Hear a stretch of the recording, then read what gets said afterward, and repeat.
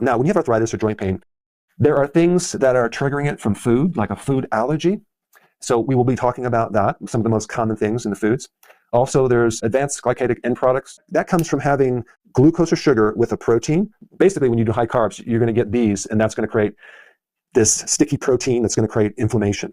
They have found in the joints this certain thing called biofilm, and there's microbes in the biofilm. It's kind of like this slime or this protective glue that has microbes in these little calcium shells. And so your immune system can't find these microbes. Well, guess what? They found that some of those microbes are related to your teeth. Yeah. So if you have an old root canal that's infected and somehow that infection is still there in your gums, and that sits in your gum for a period of time, and it can leak into your lymphatic system, into your blood, and it can go into the joints, and it can go into the arteries, and it can keep you arthritic. But the big new thing that I want to share with you today is this microbiome problem. Wow, the importance of your microbiome and your joints is way more significant than actually I thought.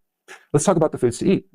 Fermented foods. Why? Because when you eat sauerkraut, kefir, Bulgarian yogurt, you are going to build up the microbes that help you make these secondary bile salts. And these secondary bile salts are potent anti-inflammatories in your joints. Second one is healthy fats. Olive oil, avocado oil, fish oils, but also animal fats that are grass-fed are also very healthy. And so is grass-fed butter and grass-fed cheese. Number three, anything with high amounts of vitamin D3, there's salmon, cod liver, and cod liver oil. But typically you want to get as much sun as you can, but that's not food. So then some people in the winter take it as a supplement. But when we're talking about arthritis, you're going to have to take the therapeutic dosage of vitamin D at the very minimum 60, but shoot for 70 or even 80, or sometimes even a little bit more, depending on what type of condition you have. If you have also an autoimmune problem, you need it high because that's when the magic starts happening with inflammation.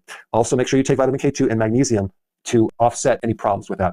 Of course, omega-3 is going to be in the fish, cod liver oil, very important. And then also the sulfur foods, onions and garlic and cruciferous vegetables, very high in sulfur because the joints like sulfur. And then, of course, just make sure you have enough collagen from bone broth because part of that joint is collagen. And if you're just eating regular meat like hamburger or steak, that has a small percentage of collagen. If we take a look at our body and look at how much protein we have, and then we look at how much collagen we have, we need at least 30% of that food collagen. But when you look at a steak, it's only like maybe 2 or 3 or 4, maybe 5% collagen. Because people like tender steaks, right? They're not consuming this grass-fed, grass-finished steak that's really hard to eat because you're chewing it all the time. But that's because of the collagen. You might have to get your collagen another way. I already talked about vitamin D, K2, magnesium. I want to just mention, keep your iron low because too much iron can create arthritis. Iron is one of those minerals that's very hard to get out of the body once you get it in there. So like cooking with an iron skillet is not good. Taking iron supplements is not good, especially if you're not menstruating. If you're a man and you have too much iron, chances are you're going to have a lot of inflammation. And then TUDCA. I want to just mention that because that's a really good remedy for arthritis. And now you know why. It's something to help that endoplasmic reticulum stress, as well as protecting the cartilage in the joint. And because TUDCA is such a fascinating compound, if you really want to understand all the things it does,